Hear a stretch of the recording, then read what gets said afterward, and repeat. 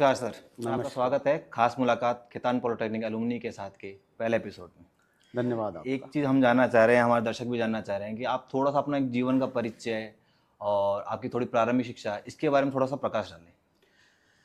अंकित जी, मेरे जीवन परिचय का ये है, मेरा जो जन्म है वो दौसा जिले के एक बहुत ही छोटे से गांव शालावास में हुआ। मेरा जन्म 22 अक्टूबर 1973 को हुआ और मेरा जन्म जो है बहुत ही एक साधारण परिवार में हुआ। मेरे पिता शिक्षा विभाग में शिक्षक थे और माता गृहिणी। ठीक है। तो सर, प्रारंभिक शिक्षा के बाद आपने फिर तकनीकी में जाने का निर्णय लिया, तो वो किस तरीके से था? देखो, मेरी प्रारंभिक शिक्षा जो है मेरे गांव से हुई और मेरे पिता भी मेरे मैथमेटिक्स के शिक्षक थे, तो नेचुरली मेरी मैथमेटिक्स बहुत अच्छी थी। तो मेरे पिताजी ने यही बोला कि हमारे टाइम पे दो ही क्षेत्र होते थे जिनमें होनहार बच्चे जो हैं उनमें जाते थे, या तो इंजीनियरिंग का क्षेत्र होता था या फिर डॉक्टरी मेडिकल का क्षेत्र होता था। अब इंजीनियरिंग क्षेत्र में जाने का चयन हमने इसलिए किया क्योंकि मैथमेटिक्स हमारी अच्छी थी, तो इंजीनियरिंग में मैथमेटिक्स का काफ़ी बड़ा रोल होता है, तो इसलिए मैंने इंजीनियरिंग में जाने का निर्णय किया। तो सर, एक चीज़ और बताएं कि जो सबसे बड़ी समस्या होती है छात्रों के साथ, और मैं मानता हूँ आपके साथ भी रही होगी, कि मेरे को इस कॉलेज से करना है, ये वाली ब्रांच लेनी, तो इसका थोड़ा सा समाधान कैसे किया आपने? देखिए, मेरे जो बड़े भाई हैं वो ऑलरेडी जो है इसी कॉलेज से जो है डिप्लोमा कर रहे थे, तो मेरे को ज़्यादा समस्या नहीं आई कॉलेज के चयन में। और मेरी प्राथमिकता यही थी कि हमारे जो है होम टाउन से जयपुर पास में था, तो मेरी पहली प्राथमिकता यही थी कि मुझे ब्रांच भले ही कोई ऐसी भी मिलती है, तो मेरी प्राथमिकता पहले जो है जयपुर से करने का था, क्योंकि पहले बड़ी समस्याएं रहती थी, क्योंकि दो दो जगह का खर्चा उठाना बहुत मुश्किल होता था। तो मेरे ब्रदर के साथ ही मैंने जो है कॉलेज में, इसी कॉलेज में, खैतान पॉलिटेक्निक कॉलेज में एडमिशन लेने का निर्णय किया। और जहाँ तक कि ब्रांच की बात आती है, तो ब्रांच जो है हमारा अलॉटमेंट होता था, कुछ ऑप्शंस दिए जाते थे, तो उसमें मुझे जो है एक ये बेहतरीन ब्रांच जो है मैकेनिकल प्रोडक्शन इंजीनियरिंग में मुझे दाखिला मिला। और मैं 1990 में मेरा एनरोलमेंट हुआ था और मैं 1993 पास आउट हुआ। ठीक है। और सर, एक चीज़ और बताएं आप मेरे को कि जैसे आपने अपनी तकनीकी शिक्षा का ज्ञान लिया, उसके बाद आपने कई क्षेत्रों में कार्य किया होगा, तो थोड़ा सा उनके बारे में विस्तार से बताया हमारे दर्शकों को कि आपने किन किन क्षेत्रों में कार्य किया थोड़ा सा। चूंकि मैं वैसे तो 1993 का मेरे को डिप्लोमा मिला पास आउट का, लेकिन एक्चुअल में हम 1994 में पास आउट हुए थे, क्योंकि मंडल कमीशन की वजह से जो है हमारे एग्जाम एक साल लेट हो गए थे। तो मैं पास आउट होने से जस्ट पहले ही मेरा जो है selection Anil steel industries limited, जो कि यहाँ जयपुर में कनकपुरा में स्थित है, स्टील प्लांट है, वहाँ पे मेरा चयन हो गया था जनवरी 1995 में। तो वहाँ पे मैंने करीब 3 महीने काम किया, लेकिन उसी सर्विस के दौरान कॉलेज में जो है बजाज टेम्पो लिमिटेड, जिसका नाम आजकल फोर्स मोटर लिमिटेड है, जो कि भारत की बहुत ही एक बड़ी लाइट मोटर व्हीकल निर्माता कंपनी है, उसमें मेरा जो है कैंपस इंटरव्यू में चयन हो गया।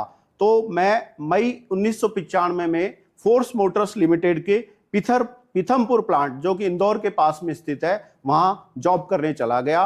और वहां मैंने प्रोडक्शन शॉप फ्लोर में लगभग जो है 3 वर्ष कार्य किया। 3 वर्ष कार्य करने के बाद कुछ वहां पे स्ट्राइक की वजह से और वेतन वृद्धि न होने के कारण मैंने जो है वहां से जो है जॉब क्विट कर दिया। उसके बाद में मैं एक दूसरी कंपनी जो है एस्कॉर्ट्स यामा मोटर लिमिटेड, जो कि यामा नाम के ब्रांड से बाइक्स बनाती है, उसमें लगभग मैंने 2.5 साल उस कंपनी में भी कार्य किया।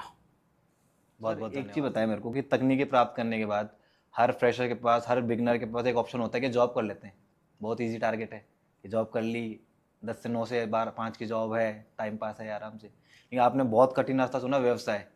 उसमें भी आपने ये कैसे निर्णय लिया कि मेरे को इसी क्षेत्र में करना है, इसी क्षेत्र में आगे मेरे को प्रगति मिलेगी? थोड़ा सा एक बार हमारे दर्शकों को बताया उस बारे में। अंकित जी, ऐसा नहीं है कि मैंने जो है डिप्लोमा करने के तुरंत बाद व्यवसाय शुरू कर दिया था। अच्छा। मैंने लगभग जो है 7 वर्ष जो है वो प्राइवेट सेक्टर को दिए हैं। मैंने जैसा कि आपको अभी बताया कि मैं ऑटोमोबाइल की भारत की नामी गिरामी कंपनियों में मैंने काम किया है। लेकिन चूंकि मेरा दिमाग शुरू से ही बेसिकली क्रिएटिव माइंड, मैं एक क्रिएटिव माइंड के व्यक्ति हूँ एक्चुअली, और बड़ी कंपनीज में क्या होता है कि आपके पास में बहुत कम जो है चांसेस होते हैं और बहुत कम आपको अपॉर्चुनिटीज रहती है कि आप अपनी तरफ से जो है कुछ नया उसमें ऐड ऑन कर सकते हैं, क्योंकि हर बड़ी कंपनी का एक सेट प्रोटोकॉल और एक प्रोसीजर होता है।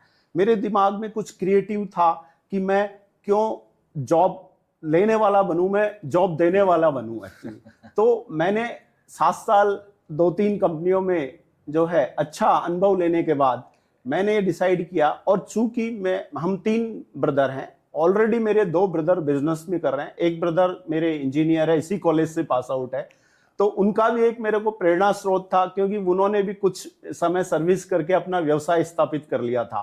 तो जनरली मेरे भी मन में ये था कि क्यों हम जो है हमारी एनर्जी को दूसरों के लिए वो कर रहे हैं, हम हमारी एनर्जी को हमारे काम में ही क्यों नहीं जो है लगाएं, जिससे हम और लोगों को भी रोजगार दे सके।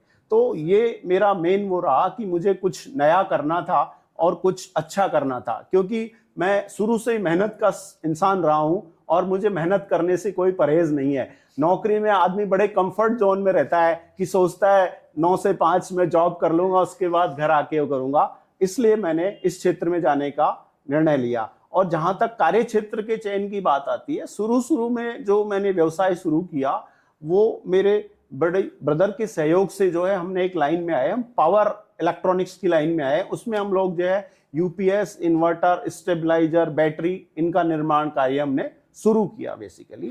तत्पश्चात 4-5 साल बाद जो है हमने एक नया वर्टिकल और शुरू किया, वाटर डिवीजन। वाटर डिवीजन में हम लोग जो है water and waste water treatment products बनाते हैं। मेरी जयपुर के प्रतिष्ठित सीतापुरा इंडस्ट्रियल एरिया में जो है फैक्ट्री है, उसमें हम लोग water and waste water treatment, उसमें हम इंडस्ट्रियल आरओ प्लांट बनाते हैं, वाटर सॉफ्टनर बनाते हैं, डीएम प्लांट बनाते हैं, डीआई प्लांट बनाते हैं, एफुलेंट ट्रीटमेंट प्लांट, जो फैक्ट्रियों का जो पानी होता है, प्रोसेस वाटर होता है, उसको ट्रीटमेंट करने का काम करते हैं। सीवरेज ट्रीटमेंट प्लांट, एसटीपी, आपने सुना होगा, जैसे शहर में जो शहर का जो डोमेस्टिक सीवेज का पानी होता है उसको ट्रीटमेंट करने का जो होता है, वो हम लोग जो है एसटीपी प्लांट्स का निर्माण करते हैं। हम बेसिकली प्रोजेक्ट बेस्ड कंपनी है। इसके अलावा हम लोग पावर में भी जो है बड़े ऑनलाइन यूपीएस का निर्माण करते हैं, सर्वो वोल्टेज स्टेबलाइजर्स का भी निर्माण करते हैं। इस क्षेत्र में हम लोग कार्य कर रहे हैं। ठीक है, तो सर मैं भी मानता हूँ, मैंने भी कुछ थोड़े बहुत व्यवसाय किए हुए हैं, मेरे फादर साहब ने भी किए हुए हैं। तो मैं मानता हूँ कि एक व्यवसाय चालू करने में जो सबसे बड़ी दिक्कत आती है, बहुत सारी कठिनाई आती है, बिगनर के लिए बहुत आती है, तो डेफिनेटली आपके लिए भी आई होगी। देखिए, समस्या तो बहुत आती थी। जिस एरा में मैंने बिजनेस शुरू किया है, लगभग 90s का ही टाइम था वो। उस टाइम पे तो जो है बैंक से लोन मिलना भी बहुत मुश्किल काम होता था। आपको बहुत सारी जो है कुछ प्रॉपर्टीज मॉर्गेज करनी पड़ती थी, बहुत सारी उसमें कठिनाइयाँ आती थी, लोन आसानी से नहीं मिलता था। तो डेफिनेटली वो चैलेंज हमने फेस किए, हमने जो है फाइनेंशियल चैलेंज भी फेस किए। और इसके अलावा मैं आपको बता दूं, मैंने जिन कार्य क्षेत्रों में काम किया, मैं जनरली ऑटोमोबाइल के कार्य क्षेत्रों में मैंने काम किया। ऑटोमोबाइल के कार्य क्षेत्र में काम करके मैं ऑटोमोबाइल की कोई कंपनी नहीं डाल सकता था, क्योंकि उसमें बहुत बड़ा इन्वेस्टमेंट है।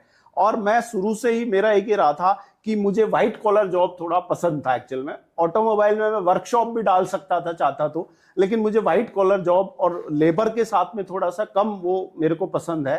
तो मैंने ये निर्णय किया कि मुझे किसी अन्य क्षेत्र में जाना चाहिए। चूंकि पहली बार मुझे लाइन मेरे फैमिली उसके कारण मिल गई, लेकिन बाद में मैंने कई चीजें जो है मेरे व्यापार में एड ऑन की। जैसे वाटर के क्षेत्र में मैं आया। आज हम वाटर के क्षेत्र में राजस्थान की एक अग्रणी कंपनी है। हम लोग जो है क्वालिटी प्रोडक्ट बनाते हैं। जिनको भी क्वालिटी प्रोडक्ट चाहिए वो हमारी कंपनी से संपर्क करता है। हम लोग, हमारा एक जो है टैगलाइन भी है, quality is our passion, quality is our business.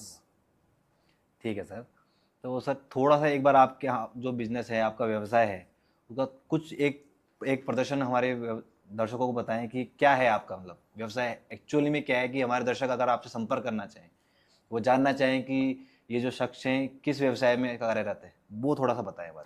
देखो, अभी जैसे मैंने आपको बताया कि मेरे 2 वर्टिकल है। एक मेरा पावर का वर्टिकल है, जिसमें हम power conditioning and power backup systems बनाते हैं। ठीक है। उसमें यूपीएस हो गया, इन्वर्टर हो गया, सर्वो वोल्टेज स्टेबलाइजर हो गया, बैटरीज हो गई, सीवीटी हो गया, इस तरह के प्रोडक्ट्स का निर्माण करते हैं। ये हमारा पुराना काम है। ठीक है। इसके बाद में हमने जो है water and waste water treatment का वर्टिकल स्टार्ट किया, जिसमें अभी मैंने प्रकाश डाला कि इसमें हम लोग इस वाटर से रिलेटेड प्रोडक्ट्स के और वो प्रोजेक्ट करते हैं हम लोग। ठीक है। ठीक कि सर, जैसे हमने हमारे दर्शकों को बताया भी कि आप कॉलेज एलुमनाई एसोसिएशन के अध्यक्ष हैं वर्तमान में भी, तो आप और भी कई एसोसिएशन के में कार्यरत होंगे, तो उस पर थोड़ा प्रकाश डालें एक बार कि किस किस एलुमनाई के साथ आप जुड़े हुए हैं, किस किस एसोसिएशन में आप जुड़े हुए हैं, वो थोड़ा सा बताएं एक बार। अंकित, मैं मेरे बारे में बताऊं, मेरा काम के साथ में कुछ मेरा इन सब कामों का भी पैशन है एक्चुअली। ठीक है। मैं 2015 में मेरा जो कोर बिजनेस है water and waste water treatment, उसकी हमने एक एसोसिएशन फाउंड करी जिसका नाम हमने रखा water trade association of Rajasthan. ठीक है। मैं उसका फाउंडर प्रेसिडेंट बना, सबसे पहला प्रेसिडेंट मैं ही बना। अच्छा। एसोसिएशन को हम ही ने शुरू किया। ठीक है। ठीक है।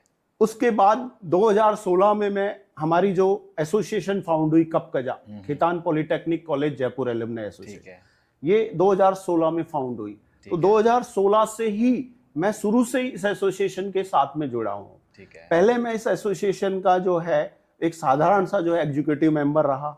उसके बाद में कुछ टर्म जो है मैं इसका वाइस प्रेसिडेंट रहा। अच्छा। वाइस प्रेसिडेंट रहने के बाद में मुझे जिम्मेदारी सौंपी गई कि संस्था को आगे आपको लेकर जाना है। तो अभी मेरा ये सेकंड कंज्यूकेटिव टर्म चल रहा है एज ए प्रेसिडेंट जो है वो।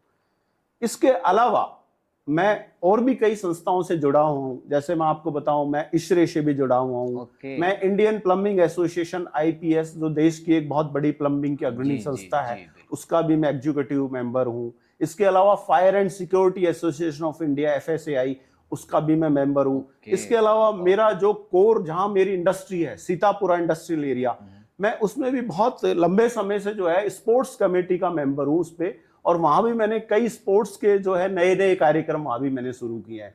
तो और भी कई संस्था, जैसे आज 40 है, सीआईआई है, इन सभी संस्थाओं से भी मेरा जो है जुड़ाव रहा है। डेफिनेटली सर, मुझे तो लग रहा है मुझे और आप मेरे दर्शकों को आज आपसे सीखने के लिए बहुत कुछ मिलेगा। धन्यवाद। सर, आप एक बिजनेस ओनर है, आप इतनी सारी एक बिजनेस ओनर होने के साथ साथ इतनी सारी एसोसिएशन में भी कार्यरत हैं, तो अब ये चीज़ मैनेज कैसे कर पाते हैं, वो थोड़ा मेरे लिए असमंजस हो रहा है कि मेरे को भी जानना है कि आप इतनी सारी चीज़ें मैनेज कैसे करते हैं एक टाइम में। अंकित, अगर आपका टाइम मैनेजमेंट और आपका मैनेजमेंट सही हो तो हम मल्टीपल चीज़ों को मैनेज कर सकते हैं। मैंने मेरे बिजनेस को ऑटो मोड पे कर रखा है, मतलब मैंने ऐसे स्टैंडर्ड्स बना रखे हैं, ऐसी टीम मैंने बना रखी है, वो जो है स्वयं उनकी हम रिपोर्टिंग का सिस्टम पूरा रखते हैं, और हमें हमारे स्टाफ और हमारे लेबर पे विश्वास भी करना पड़ता है। ऐसा नहीं है कि हम 8 घंटे फैक्ट्री में बैठ के और जो है हम अच्छा कार्य करा सकते हैं, ये धारणा गलत है। अच्छा। अगर आपका मैनेजमेंट अच्छा है तो आप 2 घंटे बैठ के भी जो है ना फैक्ट्री में आप जो है अच्छा कार्य करा सकते हैं। तो मेरा जनरली यही रहता है, मैं आधा टाइम फैक्ट्री को देता हूं और आधे टाइम में बाकी जो मेरे एसोसिएशन से संबंधित कार्य है उनको मैं मैनेज करता हूं, और ये मेरा पैशन भी है। मैंने आपको बोला कि एसोसिएशंस में नए नए काम करना, नए नए प्रोग्राम शुरू करना, ये मेरा पैशन भी है। तो जब कोई चीज़ पैशन में आ जाती है तो डेफिनेटली उसको करने की आपकी जो है इच्छा रहती है। ठीक है। एक सर, थोड़ा ये तो मैंने आपके बारे में जाना, अब मेरे दर्शकों को आप थोड़ा बताएं कि आपकी जो एलुमनाई एसोसिएशन है क्या चीज़ है ये, मतलब किसके बारे में थोड़ा सा बताएं कि थोड़ा सा हमारे, मैं और मेरे दर्शक समझ पाएँ। एक एलुमनाई एसोसिएशन जिसके बारे में अपन लोग बैठे हैं आज यहाँ पे इकट्ठा हुआ है, तो क्या चीज़ है ये? देखो, हमारी जो एलुमनाई एसोसिएशन है जिसका नाम है Khaitan polytechnic college Jaipur alumni association, तो इसमें जो खीतान पॉलिटेक्निक कॉलेज है ये हमारी कॉलेज का नाम है, चूंकि जयपुर में स्थित है। Khaitan polytechnic college Jaipur alumni, alumni कौन होता है? जो कॉलेज से पास आउट होता है, पूर्व छात्र होता है। एसोसिएशन, एसोसिएशन एक संगठन होता है। तो Khaitan polytechnic college Jaipur alumni association, ये हमारी खीतान पॉलिटेक्निक कॉलेज से जो पास आउट पूर्व छात्र है उनका एक संगठन बनाया हुआ है। ये संगठन हमने इसलिए बनाया है चूंकि कॉलेज से पास आउट होने के बाद कोई कहीं व्यापार में चला जाता है, कोई जॉब में चला जाता है, कहीं अन्यत्र चले जाते हैं, और पहले के जमाने में तो ये सोशल मीडिया प्लेटफॉर्म भी नहीं होते थे, तो किन्हीं सदस्यों से या हमारे जो साथियों से मिले हुए 25-25 साल हो जाते थे एक्चुअल में। आज का तो जमाना ये ऐसा आ गया, सोशल मीडिया, फेसबुक, इंस्टा इतने हैं कि हम दुनिया के किसी भी कोने में हमारे मित्रों को ढूंढ सकते हैं।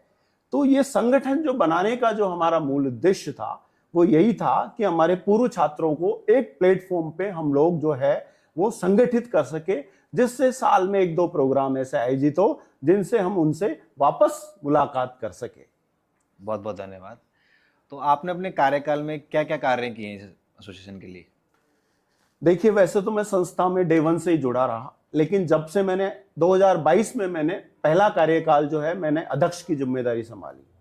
हमारे पूर्व अध्यक्ष भी अच्छा कार्य किया है उन्होंने भी, लेकिन एक लेगेसी को हमारी लेगेसी को अगर आगे बढ़ाते हैं तो वही हमारे को अच्छा एक तरह से हमारा अचीवमेंट होता है।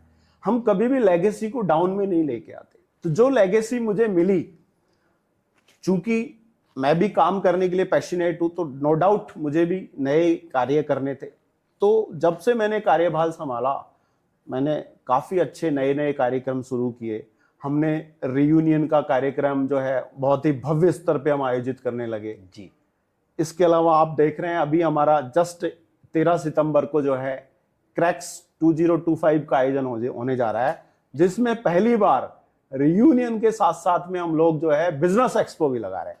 बिजनेस एक्सपो इसलिए लगा रहे हैं कि जो हमारे पूर्व छात्र है, जो एलुमनी है हमारे, जो व्यापार के क्षेत्र में, औद्योगिक क्षेत्र में, जो कोई एंटरप्रेन्योर है, कोई सर्विस प्रोवाइडर है, वो सब काम कर रहे हैं, वो एक दूसरे के बारे में जान सके। तो वो जो हमारे व्यापारी वर्ग है वो अपनी जो है वहां पे स्टॉल लगा सके, अपने प्रोडक्ट को शोकेस कर सके, अपनी सर्विसेज को जो है लोगों के, हमारे ही लोगों के बीच में जो है समझा सके।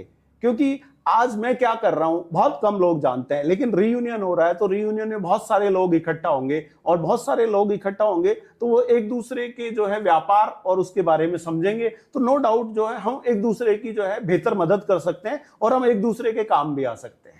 जी, बहुत बहुत धन्यवाद सर। फिर एक चीज़ बताएं, जो खेतान पॉलिटेक्निक कॉलेज है, इसका आप बहुत पुराना पार्ट रह चुके हैं, अभी भी आप इसके पार्ट हैं, तो आपको क्या लगता है कि आपके टाइम में और अभी के लिए जो अभी के जो छात्र हैं, जो अभी कार्यरत हैं, जो अभी आपके कॉलेज से पास आउट हुए हैं या अभी जो हो रहे हैं, क्या फ़र्क आया है? टाइम डिफरेंस कितना रहा है इनका? देखिए, टाइम डिफरेंस तो बहुत आया है अंकित। मैं आपको बताना चाहूँगा कि हमारे टाइम पे जो है डिप्लोमा में जो एडमिशन होते थे वो बहुत हायर परसेंटेज पे होते थे, क्योंकि हमारे टाइम पे गिनी चुनी राजस्थान में 5 इंजीनियरिंग कॉलेज थी। अच्छा। और जहाँ तक मेरी जानकारी में है शायद जो है 11-12 कुछ जो है गवर्नमेंट पॉलिटेक्निक कॉलेज थी। पहले प्राइवेट कॉलेज नहीं हुआ करती थी हमारे समय में। जी। तो आप जानते हैं कि कंपटीशन बड़ा टफ होता था। जब लिमिटेड चीजें हैं तो कंपटीशन टफ होगा। मान लीजिए सीट 100 है और जो है उम्मीदवार उसके 2000 है, तो टफ कंपटीशन होता था। तो हमारे टाइम पे हायर परसेंटेज जाती थी। और हमारे टाइम पे क्या है, जो डिप्लोमा में जो एडमिशन का जो होता था वो 11th या 12th बेस होता था, 10+2 होता था। ठीक है। आज के टाइम में जो डिप्लोमा का जो है वो 10th बेस पे भी जो है छात्रों को एडमिशन मिल रहा है। तो होता क्या था कि 11th और 12th पास आउट होने पे मैच्योरिटी लेवल थोड़ा सा जो है बेहतर हो जाता था हमारे टाइम पे। जी बिल्कुल। आज के टाइम पे 10th का जो बच्चा होता है उसकी उम्र मेरे हिसाब से करीब 16 साल के आसपास होती है, तो मैच्योरिटी लेवल इतना नहीं हो पाता है। तो एक तो मैं ये फर्क देखने का महसूस कर रहा हूँ। और जब से जो है इन संस्थानों में, आपके जो भी शैक्षणिक संस्थानों में प्राइवेटाइजेशन हुआ है जब से, तो इंजीनियरिंग कॉलेज, डिप्लोमा कॉलेज की तो भरमार हो गई सर। इंजीनियरिंग कॉलेज जो है इतने खुल गए हैं, अनगिनत इंजीनियरिंग कॉलेज खुल गए, अनगिनत पॉलिटेक्निक कॉलेज खुल गए।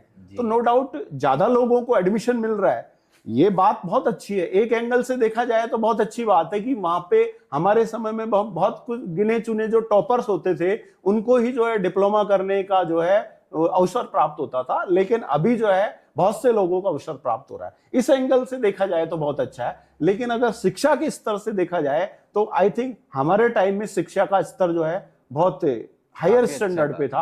हमारे टाइम शिक्षकों को भी जो है बहुत सम्मान की दृष्टि से देखा जाता था। हम लोग बहुत डरते थे शिक्षकों को। आज तो शिक्षकों के साथ बड़ा फ्रेंडली रिलेशन होता है। तो ये बदलाव मैं बहुत देख रहा हूँ जो है आज के समय में और हमारे समय में। ठीक है, बहुत बहुत धन्यवाद सर। तो आप एक चीज़ बताएं कि आपने जो एसोसिएशन के आपके छात्र हैं और कॉलेज है, उनके लिए क्या क्या किया है? अंकित, हमारी जो संस्था है, कॉलेज के छात्रों के लिए हम समय समय पे जो है एक्सपर्ट लेक्चर्स का आयोजन करते रहते हैं, जिसमें किसी विषय विशेष पे जो है हम किसी एक्सपर्ट व्यक्ति को बुलाते हैं। ठीक है। और जो है कॉलेज में हम उसका जो है सेशन करवाते हैं, जिससे हमारे बच्चों को जो है नॉलेज बढ़ सके और उस क्षेत्र की जानकारी मिल सके। तो ये प्रोग्राम हमारा निरंतर चलता रहता है। इसमें हर महीने 2 महीने में हम जो है एक्सपर्ट लेक्चर्स का आयोजन करते रहते हैं। इसके अलावा हम हमारे स्टूडेंट्स के स्वास्थ्य के बारे में भी हम जो है एक हेल्थ चेकअप कैंप जो है हर साल आयोजित करते हैं। अच्छा। जिसमें हम बच्चों की हेल्थ चेकअप करवाते हैं, उनकी आई चेकअप करवाते हैं। इसके अलावा सोशल वर्क में हम लोग जो है एक ब्लड डोनेशन कैंप भी आयोजित करते हैं हर साल, जिसमें अच्छा। हम जो है हमारे एलुमनी एसोसिएशन के सदस्य और कॉलेज के जो छात्र छात्राएं वो उसमें बढ़ चढ़ के ब्लड डोनेशन करते हैं। तो ये भी हम एक सामाजिक सरोकार का काम जो है वो करते हैं। इसके अलावा हम लोग कॉलेज के विकास में जो भी हमारी संस्था के फंड से हो सकता है, जैसे हमने हमारी कॉलेज में अभी रिसेंटली बताऊं मैं आपको, हमने एक स्वच्छ जल मंदिर का निर्माण करवाया। वहां पे हमने जो है एक जो है कियोस्क बनवाया, उसके अंदर जो हमने प्योरीफाइड वाटर सप्लाई के लिए जो है हमने एक आरओ प्लांट स्थापित किया। हमने ठंडे पानी के लिए उसमें वाटर कूलर का लगाया। तो हमने बच्चों के स्वास्थ्य को ध्यान में रखते हुए इस तरह का जो है कार्यक्रम भी शुरू किया है। इसके अलावा जब भी हमारे पास में कुछ सरप्लस फंड होता है हमारी संस्था में, तो हम कॉलेज के लिए कोई भी छोटा मोटा कार्य होता है, जैसे कोई रंग रोगन का कार्य है या किसी भी तरह का कार्य होता है, तो हम वो समय समय पे करवाते रहते हैं। ठीक है। तो सर मैं तो आपसे मिलकर बहुत ज़्यादा खुश हूँ, और जो कॉलेज के छात्र हैं उनके लिए आप प्रेरणा स्रोत हैं, तो आप उनको क्या कहना चाहेंगे, कि क्या सलाह देना चाहेंगे आप अपनी साइड से? देखिए, मैं कॉलेज के छात्रों को यही सलाह देना चाहूँगा कि पहली बात तो एक दिमाग में ये परसेप्शन बना होता है कि मैं एक डिप्लोमा होल्डर हूँ, मैं डिप्लोमा की पढ़ाई कर रहा हूँ। शिक्षा कोई भी छोटी या बड़ी नहीं होती है। मैं आपको क्लियर करना चाहूँगा, आज मेरे खुद के जो है फैक्ट्री में जो है बहुत सारे डिग्री इंजीनियर काम कर रहे हैं। ठीक है। मैं तो एक डिप्लोमा होल्डर हूँ, डिप्लोमा किया है मैंने तो, लेकिन मेरे से भी जो है उच्च शिक्षित लोग मेरे फैक्ट्री में काम कर रहे हैं जो कि डिग्री इंजीनियर है। तो कभी भी ये नहीं समझे आप कि डिप्लोमा का स्तर जो है वो निम्न होता है। आप जो भी कार्य कर रहे हैं पूरी मेहनत और लगन के साथ करें। आप जो है अधिक से अधिक संख्या में जो है वो कॉलेज के लेक्चर अटेंड करें। ठीक है। आप वहां की जो है वर्कशॉप्स अटेंड करें। प्रैक्टिकल नॉलेज आप जितनी अधिक से अधिक लेंगे, आपको कार्य क्षेत्र में उतनी मदद मिलती है। हमारे टाइम पे हम लोग जो है वर्कशॉप बहुत करते थे, बड़े अच्छे जॉब्स बनाते थे, तो उसका हमें आज बहुत बेनिफिट मिलता है। तो आज के बच्चों से मैं यही कहना चाहूंगा कि आप पढ़ाई को बहुत सीरियसली लें, और जो भी आपको अपने शिक्षक जो है वो पढ़ाते हैं उसको पूरी तरह से उसका पालन करें, तभी आप आगे बढ़ पाएंगे जी। बिल्कुल बिल्कुल बिल्कुल सर। तो सर आपका व्यवसाय है खुद का, आप एलुमनाई एसोसिएशन के पार्टिसिपेंट हैं, आप अध्यक्ष भी हैं, और भी क्या शौक है आपके, वो बताओ आप मेरे को।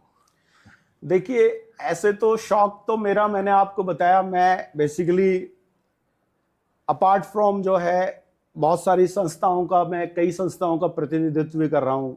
इसके अलावा मेरी मैन्युफैक्चरिंग यूनिट भी है। इसके अलावा मेरा राजनीति में बहुत बड़ा शौक है। मैं बचपन से ही जो है राजनीतिक चर्चाओं में, राजनीतिक चीजों के बारे में नई नई जानकारी, इन सब में मेरा बहुत शौक रहा है। ठीक है। और मैं कभी जीवन में अगर मुझे मौका मिला तो मैं राजनीति के क्षेत्र में भी आना चाहता हूँ। तो नहीं, अगर आपको रियल में कभी सर मौका मिलता है, तो क्या है आपके, मतलब क्या एक उम्मीद है आपको लेकर, या फिर आप क्या बदलाव लाना चाहेंगे अगर आपको, अगर राजनीति क्षेत्र में एक मौका मिलता है, क्योंकि आपकी पर्सनैलिटी भी शूट करती है राजनीति सबसे, तो क्या बदलाव लाना चाहेंगे आप समाज के अंदर? देखिए, राजनीति एक ऐसा क्षेत्र है जिसमें अपार संभावनाएं हैं।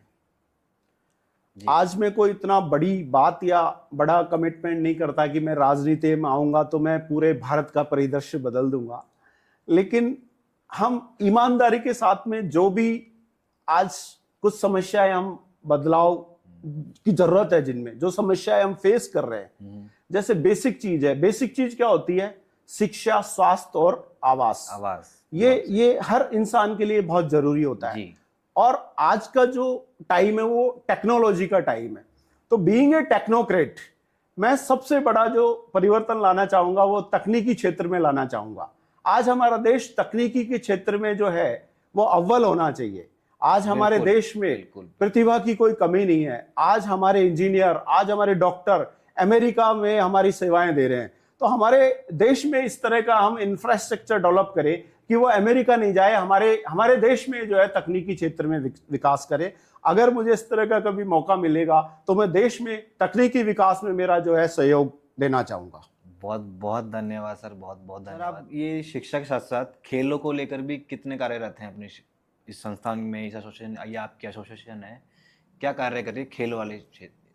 बहुत अच्छा सवाल है आपका, धन्यवाद। हमारी संस्था ऐसा नहीं कि रियूनियन और इस तरह के मनोरंजन के ही कार्यक्रम आयोजित करती है। हमारी संस्था खेलों के क्षेत्र में बहुत अच्छा काम कर रही है। हमारी संस्था हर साल जो है एक क्रिकेट प्रतियोगिता का आयोजन करती है, उसके साथ साथ में बैडमिंटन प्रतियोगिता का आयोजन करती है, जिसका नाम हमारा है कपकजा स्पोर्ट्स लीग। हमारा साल में जो है एक बार फरवरी मार्च के महीने में एक बहुत ही भव्य कार्यक्रम आयोजित होता है, कपकजा स्पोर्ट्स लीग, जो कि 2 दिन का हमारा कार्यक्रम होता है। उसमें हमारे सभी सदस्य और उनके परिवार के सदस्य जो है इस कार्यक्रम में हिस्सा लेते हैं। आज जयपुर का जो प्रतिष्ठित स्टेडियम बोलोगे उसको कि जयपुरिया क्रिकेट अकेडमी है, उस पर हमारा पिछले रेगुलर 3 साल से जो है वहाँ पे क्रिकेट प्रतियोगिता आयोजित होती आ रही है। तो उसमें हमारे जो है सदस्यों के परिवार के बच्चे क्रिकेट खेलते हैं। उस दिन इतनी मौज मस्ती होती है, सब लोग इतना आनंद लेते हैं। उस दिन पूरी व्यवस्थाएं रहती है, डिलीशियस फूड होता है, सब तरह की बहुत सारी अच्छी व्यवस्थाएं होती है। इसके अलावा बैडमिंटन प्रतियोगिता के आयोजन करते हैं। बैडमिंटन मेरा खुद का भी पैशन है, मैं भी एक बैडमिंटन खेलता हूं अच्छा।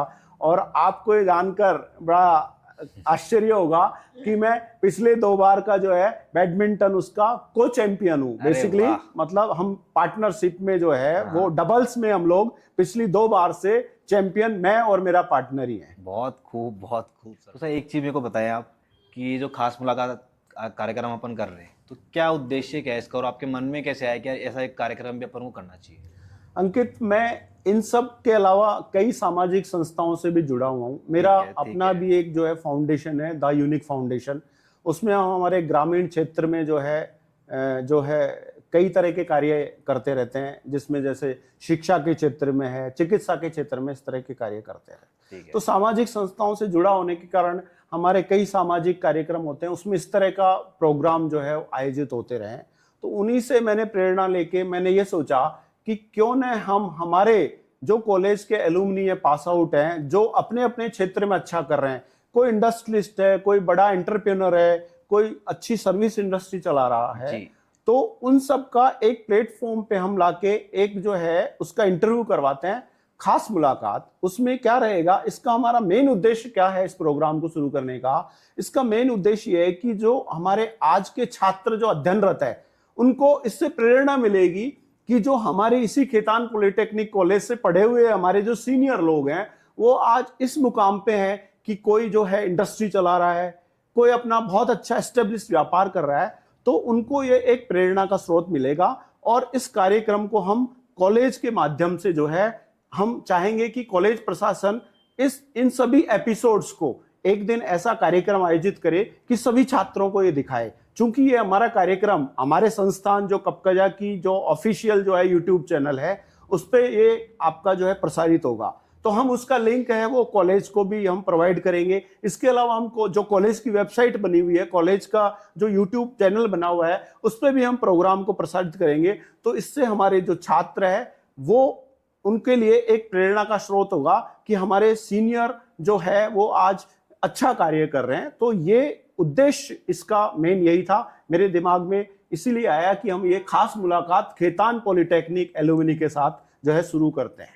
ठीक है सर, एक बार हमारे दर्शकों को अपने जो आपने प्लेटफॉर्म बताए, एक आपकी वेबसाइट है, यूट्यूब चैनल है, उनका थोड़ा सा बता देंगे कि कैसे आप दर्शक रीच कर सकते हैं आपके? देखिए, हमारी जो संस्थान है जो हमारी एसोसिएशन है उसकी वेबसाइट है www.kpcjaa.com। आप उस पे जाके हमारे जो कार्यक्रम होते हैं उनकी गतिविधियों के बारे में आप जान सकते हैं। इसके अलावा हमारा यूट्यूब चैनल है, कब कजा के नाम से हमारा यूट्यूब चैनल है, वहाँ पे जाके हमारे प्रोग्राम देख सकते हैं। फेसबुक है, आपका इंस्टा है, सभी पे हमारे जो है वो कार्यक्रमों की जानकारी उपलब्ध है, तो वहाँ पे नॉलेज प्राप्त कर सकते हैं। जी जी, बहुत बहुत धन्यवाद सर। एक आखिरी सवाल आपसे और पूछना चाहूँगा मैं कि जो आज हमने ये मुलाकात करी है, जो आज हम बैठे हैं, हमने दो बातें करी है, तो कैसे कंक्लूजन करना चाहेंगे आप इसका, कैसे कंक्लूड करना चाहेंगे इस चीज़ को? देखिए, कंक्लूड तो यही है, आज जैसे मैंने मेरी जर्नी के बारे में बताया, तो मेरा जो मेन उद्देश्य था ये आज आपसे संवाद करने का, वो मेन उद्देश्य यही था कि आज हम एक छोटे से ग्रामीण परिवेश से जो है शुरू करके हमारी यात्रा, और आज हमने ये मुकाम हासिल किया है जी। तो मैं हमारे जो छात्र है, जो अध्ययनरत छात्र है, उनको यही संदेश देना चाहूंगा कि कभी भी जो है छोटा या बड़ा नहीं समझे। छोटा भी बड़ा बन सकता है और बड़ा भी छोटा बन सकता है। आपका उद्देश्य जो है वो क्या है, उद्देश्य क्लियर होना चाहिए, आपका मोटिव क्लियर होना चाहिए, और आप उद्देश्य के प्रति जो है आप हमेशा कार्य करें उसमें। जी। आपको बिना कार्य करे जो है सफलता नहीं मिलेगी। गीता में भी यही कहावत है कि आप कार्य करेंगे तभी आपको कर्म ही प्रदान है। आप कर्म करते रहिए, आप फल की इच्छा मत करिए। अगर आपका कर्म सकारात्मक है तो निश्चित ही ईश्वर आपको जो है अच्छा सफलता प्रदान करेगा। मैं इन्हीं शब्दों के साथ आपका भी बहुत बहुत धन्यवाद प्रेषित करता हूं। बहुत धन्यवाद सर, बहुत बहुत धन्यवाद। मैं उम्मीद करता हूं आपके इस कार्यक्रम की जो आपने शुरुआत करी है ये बहुत आगे तक जाए। आपका जो मोटिव है एक्चुअली में, जो लोगों की सहायता करने का मोटिव है इस कार्यक्रम के थ्रू, वो आप पूरा कर पाएँ। मैं इसकी सफलता की शुभकामनाएं करता हूं सर। बहुत बहुत धन्यवाद। धन्यवाद आपका।